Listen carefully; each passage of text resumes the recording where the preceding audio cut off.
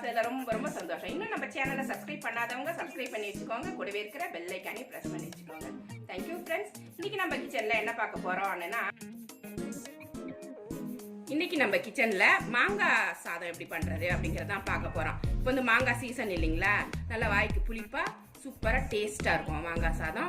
Variety ரைஸில் இது ரொம்ப நல்லதாக இருக்கும், எல்லாருக்குமே சாப்பிட்றதுக்கு ரொம்ப இன்ட்ரெஸ்டிங்காக இருக்கும். இதுக்கு நான் 1 கப் ரைஸு நல்லா உதிரி உதிரியாக வடிச்சுக்கோங்க. குழஞ்சிடுச்சுனாக்கா நல்லா இருக்காது.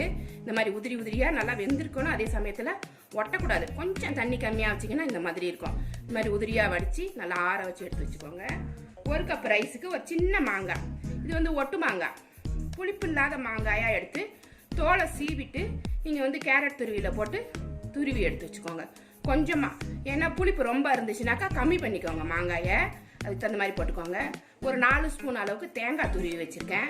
1 ஸ்பூன் அளவுக்கு இஞ்சி, காரத்துக்கு ஏற்ற மாதிரி பச்சை மிளகாய். இந்த பச்சை மிளகாய் எவ்வளோ போடணும் அப்படின்னா அந்த புளிப்புக்கு தகுந்த மாதிரி போடணும். புளிப்பு வந்து அதிகமாக இருந்துச்சுன்னா கொஞ்சம் பச்சை மிளகாய் கூட போட்டிங்கன்னாக்கா குறையும். அதுக்கு தகுந்த மாதிரி தான். இப்போ லெமன் ரைஸ் போடுவோம் பார்த்தீங்களா, லெமன் எவ்வளோ புளிப்பு இருக்கோ அதுக்கு தகுந்த மாதிரி நம்ம பச்சை மிளகாய் போடுவோம். அது மாதிரி கணக்கு பண்ணி எடுத்துக்கோங்க. இப்போ தாளிக்கிறதுக்கு கடுகு, கடலைப்பருப்பு இதை யூஸ்வலாக எடுத்து வைக்கிறது தான். இது எப்படி தாளிக்கணும் அப்படிங்கிறத இப்போ பார்க்கலாம். சாதம் தாளிக்கிறதுக்கு வானல் சூடு பண்ணியிருக்கேன். இதில் கொஞ்சமாக எண்ணெய் ஊற்றிக்கோங்க. நீங்கள் நல்லெண்ணெய் ஊற்றிட்டீங்கன்னாக்கா ரொம்ப ரொம்ப நல்லாயிருக்கும். நல்லெண்ணெய் இல்லைன்னா கோல்டு வின்னர், எந்த வாசனையும் இல்லாத எண்ணெய் ஊற்றுங்க. கொஞ்சமாக எண்ணெய் ஊற்றிக்கலாம். ஒரு 4 ஸ்பூன் அளவுக்கு ஊற்றுறேன். எண்ணெய் சூடானோடனே 1 ஸ்பூன் கடலைப்பருப்பு போடுங்க. அதிகமாக போட்டிங்கனாக்கா ரொம்ப கடிச்சிட்டே இருக்க வேண்டியதாக இருக்கும். பெரியவங்களாம் இருந்தாங்கனாக்கா பல்லுலாம் சிக்குன்ட்டு ரொம்ப கஷ்டப்படுவாங்க. அதனால் வாசனைக்கு ஒரே 1 ஸ்பூன் கடலைப்பருப்பு, 1 ஸ்பூன் கடுகு, உளுந்தம்பருப்பு போட்டு தாளிச்சுட்டு இஞ்சி பச்சை மிளகாவை இதில் போட்டுருவோம். பொரியட்டும். இப்போ இஞ்சி பச்சை மிளகாய் இதில் போட்டுருவோம்.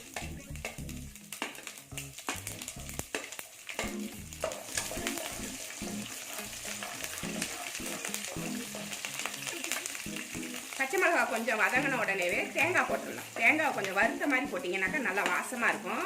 அதனால் கொஞ்சம் இந்த எண்ணெயில் அது வறுபடட்டும். சில பேர் தேங்காய் போடாமலும் செய்வாங்க, அது உங்களோட விருப்பம் தான். தேங்காய் போட்டிங்கன்னா கொஞ்சம் கூடுதலாக டேஸ்ட்டாக இருக்கும்.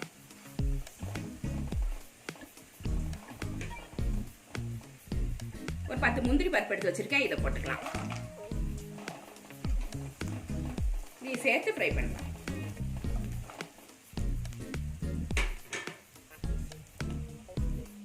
தேங்காய் நல்லா வறுபட்டுருச்சு. இப்போ கொஞ்சமாக கருவேப்பிலை போட்டு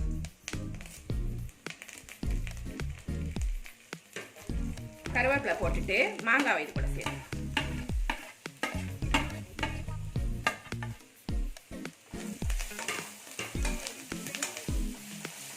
லேசாக வதக்கினா போதும். ரொம்ப நேரம் வதக்கிட்டீங்கன்னாக்கா ரொம்ப கலகலன்னு ஆகிடும்.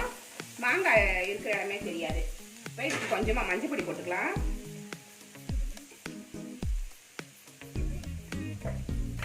கொஞ்சம் பெருங்காயம் போட்டு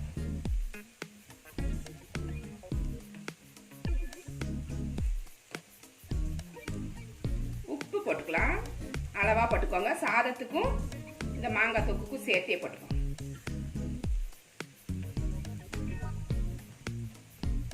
போட்டு கொஞ்ச நேரம் கிளறி மீடியம் ஃப்ளேம்ல கலந்து விட்டு எடுத்துக்கணும்.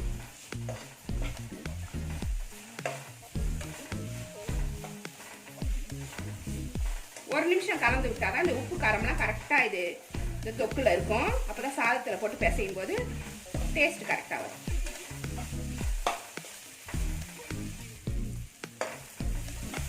கொஞ்ச நேரம் இப்படி வதக்கி விட்டுக்கிட்டே இருங்க. முந்திரி பருப்பு நான் போட்டிருக்கேன், நீங்கள் வேணால் வேர்க்கடலை போட்டுக்கோங்க. வேர்க்கடலையும் சில பேர் போடுவாங்க, நான் முந்திரி பருப்பு போட்டிருக்கேன். இன்னைக்கு கொஞ்சம் ரிச்சாக இருக்கட்டுமேனு போட்டிருக்கேன். மாங்காய் துருவி வச்சிருக்கிறதால வதக்கும் போதே அப்படியே டக்குன்னு வெந்து போயிடும். சாதத்தை போட்டு கிளறும் போது உப்பு செக் பண்ணிக்கோங்க. கிளறிட்டு உப்பு பத்தலைன்னா கூட கொஞ்சம் போட்டுக்கலாம்.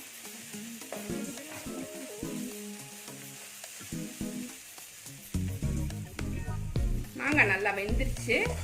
சாதத்தை இதில் போட்டு கிளறிடும். இந்த மாதிரி உதிரியாக வடிச்சு வச்சுக்கோங்க. அப்போ தான் வந்து மாங்காய் சாதம் நல்லா டேஸ்ட்டாக இருக்கும்.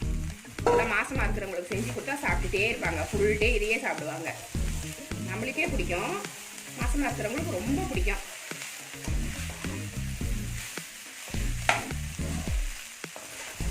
வளைகாப்பு வைக்கும் போதுலாம் இது வந்து பெஸ்ட்டு சாதமாக ஃபஸ்ட்டு வைப்பாங்க, மாங்காய் சாதம். வெரைட்டி ரைஸில் மாங்காய் சாதம் தான் ஃபஸ்ட்டு இருக்கும். நல்லா வெள்ளை சாதம் இல்லாமல் நல்லா கலந்து கொஞ்சம் ஃப்ரை பண்ணாப்புல. உப்பு செக் பண்ணிக்கோங்க, உப்பு பத்தலைன்னா இப்போ போட்டே கிளறிடலாம். இதுக்கு சைட் டிஷ்ஷுன்னு பார்த்தீங்கன்னாக்கா பொட்டேட்டோ ஃப்ரை நல்லாயிருக்கும், சிப்ஸ் நல்லாயிருக்கும்.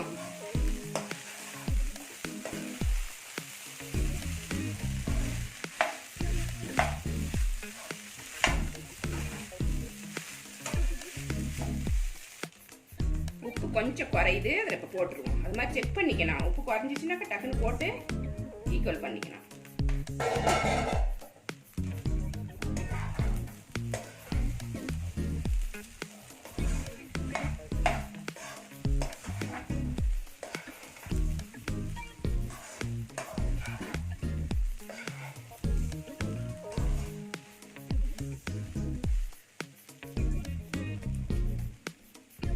அவ்வளோதான், இது ரெடி ஆயிடுச்சு. ஸ்டவ் ஆஃப் பண்ணிட்டு இதை பிளேட்டில் எடுத்து வச்சிடலாம்.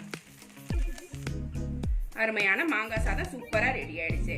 எல்லாருக்குமே பிடிக்கும். இந்த சீசனில் கொஞ்சமாக செஞ்சு கொடுத்தீங்கன்னாக்கா டெய்லி ஹெவியாக சாப்பிட்றவங்களுக்கு ஒரு நாளைக்கு இந்த மாதிரி லைட்டாக செஞ்சு கொடுக்கும்போது வயிற்றுக்கு எதமாக இருக்கும், எல்லாருக்கும் பிடிக்கும்.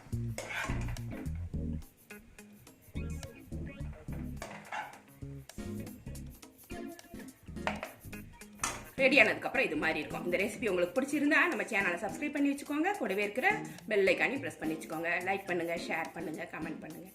இவ்வளோ நேரம் என்னோட வீடியோவை பார்த்த எல்லாருக்குமே நன்றி. Thank you friends.